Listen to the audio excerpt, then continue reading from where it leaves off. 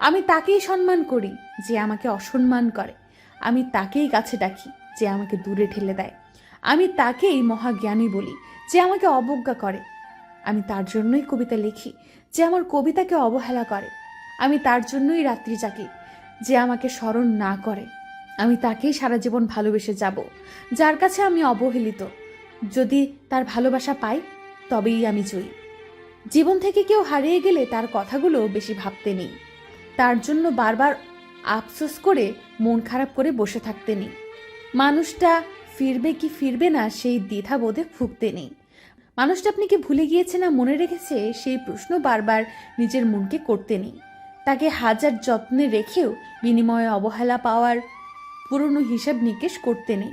মানুষটা শত ভালোবেসেও ধরে রাখতে না পারার হাহাকারটুকু করতে নেই। এই সব কিছু করে নিজেকে বারবার কষ্ট না দিয়ে নিজের মনকে বোঝানোর চেষ্টা করতে হয় যে আপনার জীবনে থাকার নয়, সে হারিয়ে যায়। যে হারিয়ে যায় সে নিজের ইচ্ছেতেই হারিয়ে যায়। আর সে যখন হারিয়ে যায় সে কখনোই ফিরে আসে না। তার ফিরে আসা উচিতও না, কারণ কেউ হারিয়ে গেলে সে আগের মানুষটা কখনোই থাকে না। সে ফিরে আসলেও তাকে পুরনো আবেশে কখনোই পাওয়া যায় না।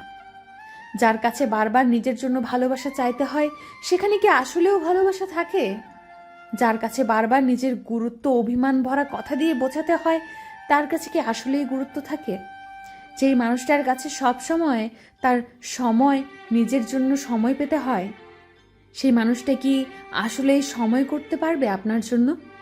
যে মানুষটাকে বারবার বলা সত্ত্বেও আপনার কষ্টগুলোকে বুঝতে পারে না, সে কি আদৌ আপনাকে বুঝবে?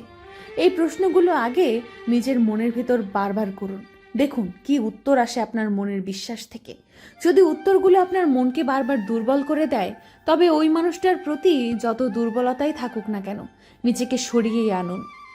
আপনি তার জন্য নিজের আত্মসম্মানকে বিসর্জন দিচ্ছেন, অথচ মানুষটা আপনার এতটুকু মূল্যায়ন করে না।